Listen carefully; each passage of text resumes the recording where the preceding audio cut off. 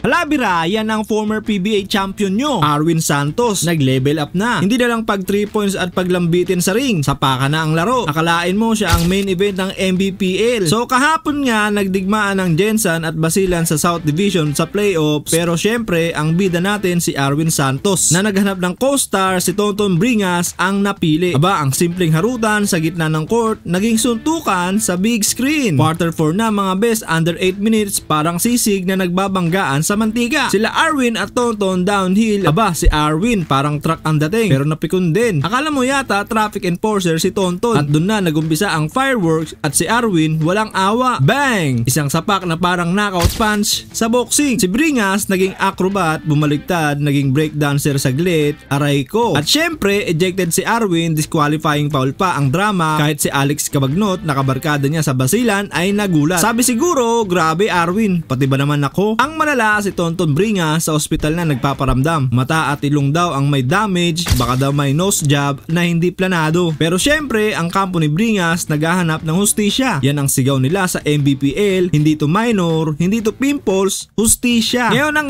MBPL nagde-deliberate pa. Pero mga tropa, kung matatandaan, may mga nangyari na katulad nito. Kaya baka maban at may kasamang multa. Kaya si Arwin, baka naman lifetime vacation din ang mangyari. Baka maging ambassador na lang siya ng no violence campaign ng MPBL. Ayan, tingnan natin kung anong sapok ni Arwin. Mauuwi sa forever ban? Abangan!